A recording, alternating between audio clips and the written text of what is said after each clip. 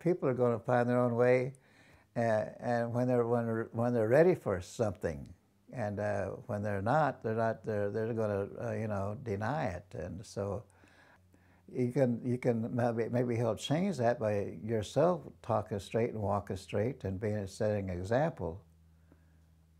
That would be my input and how I would answer that. And my high school years, in my grade school years, we just went to Indian ceremonies and we were playing all the time. I didn't really sense it as a ceremony or anything like that. But my high school years, I went to the Kickapoo Indian Baptist Church there in Shawnee, Oklahoma.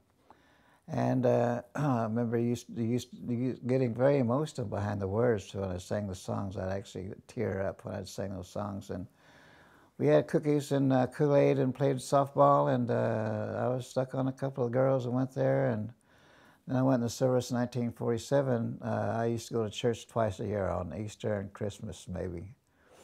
One time I had a good friend at the base chapel, and we were having some six-packs up in where the organ was, and so I said, play some church music. So we didn't know that the sound was on for the whole base, so midnight on a Saturday night we were singing church songs to the whole Army base there. So he got a good reaming out for that, so that was kind of funny how that worked out.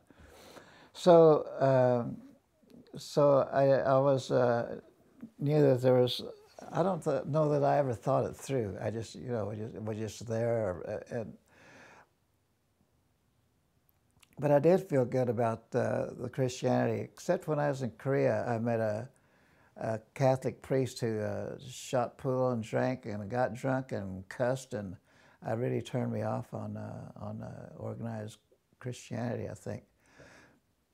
So after 10 years, I drank my way out, and I think sometimes the door opener for me was I was drinking wine with some guys in an alley in San Francisco, and somebody says, just have that bottle. And he poured a little wine on the ground, so this is from my grandmother who used to like to drink. And I think it kind of opened me up to the Red Road. The Red Road meaning the spiritual path for the Indian people. And the Indian people don't have a religion, they have a way of life. And that in those days, in the 50s, they had a relocation program, still part of that genocidal program, bringing people to the major cities and teaching them vocations. I actually was part of that. It became an auto mechanic through that program. And so there were Indian bars in San Francisco and in Oakland. And so I was pretty much in Skid Row for a while there. Then to save my marriage, my wife and I moved from the Bay Area to Minnesota, and that didn't save my marriage because I had wanted to quit drinking for a long time, and my wife didn't. She wasn't an alcoholic, but she just liked to drink. So when I did get a divorce from her, I did sober up in 1975, and met an Indian elder of the Ojibwe Nation in Wisconsin. He sort of took me under his wing and took me to my first spiritual gathering out north of Tulsa, Oklahoma, a little town called Collinsville.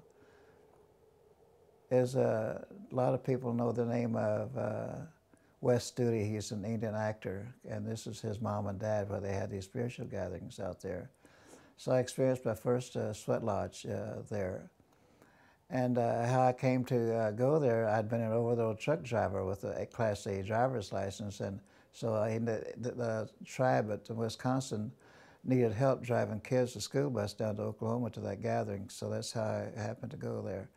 So I met a nice medicine man named Frank Thomas there at that gathering, and he sort of took me under his wing, and so I spent a lot of time with him in my early Red Road days.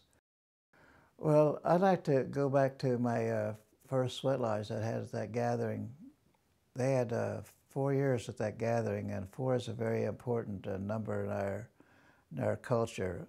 East, south, west, and north, it encompasses all of creation, and so the 4 seasons and on and on. So when I got out of my first sweat lodge, I had a headache. I didn't pay attention to it. The second time I came out of the sweat lodge, because we were sweating every day for 7 days, I had a hellacious headache, and I went to Frank Thomas, and he looked me right in the face, and I told him I was having these headaches. He says, "It's working." And the last day, the fourth day that I sweat, I went to my camp and leaned on on the fender of the car there and started crying. So that was, I'd cried when I was drunk, but that was my first sober cry I'd ever had. So it just washed a lot of things.